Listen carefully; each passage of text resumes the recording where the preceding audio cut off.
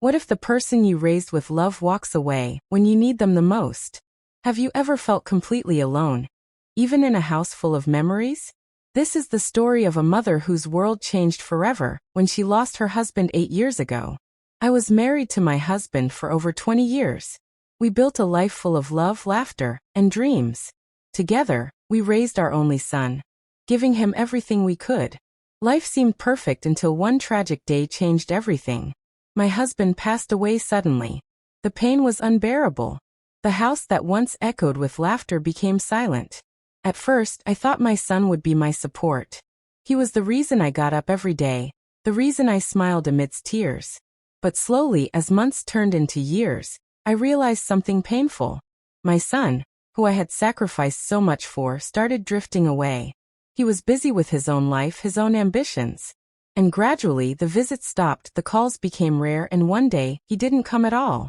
I was left alone in the house filled with memories of my husband. Friends tried to comfort me, but nothing could fill the emptiness of losing both my husband and the connection with my son.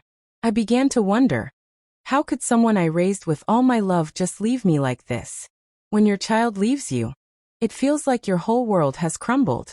But sometimes, pain can turn into the greatest teacher. I spent years trying to hold on to memories, hoping my son would return. I felt anger, sorrow, and betrayal. People around me said I should forgive, I should move on.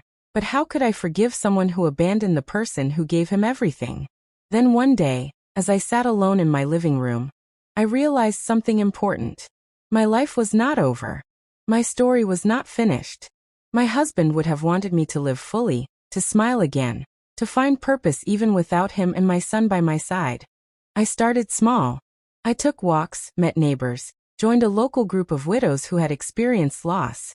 Slowly, I began to discover strength I didn't know I had. I started volunteering at community centers, helping others who were lonely. Each act of kindness gave me a new sense of purpose. The loneliness was still there, but it no longer controlled me. I learned that sometimes people leave, but life gives you the chance to find yourself again.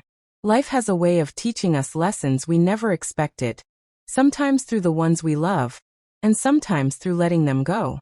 Years passed. I was stronger, more independent. I had built a life full of friends, purpose, and inner peace. Then one day my son reached out. He said he was sorry for leaving, that he had been selfish, and that he realized the sacrifices I had made for him. I was shocked.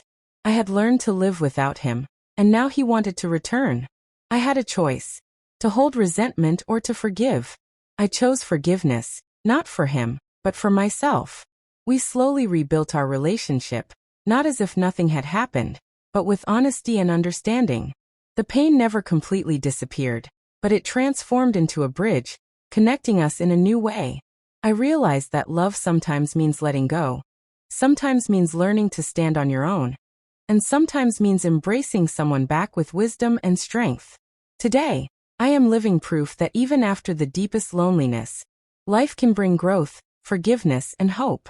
My journey taught me that we are stronger than we think, and that our value does not depend on others, but on the love we hold for ourselves. If you take one thing from my story, let it be this. No matter how alone you feel, your strength, hope, and kindness can light your way. Don't forget to like, subscribe, and share this video to inspire someone who needs hope today.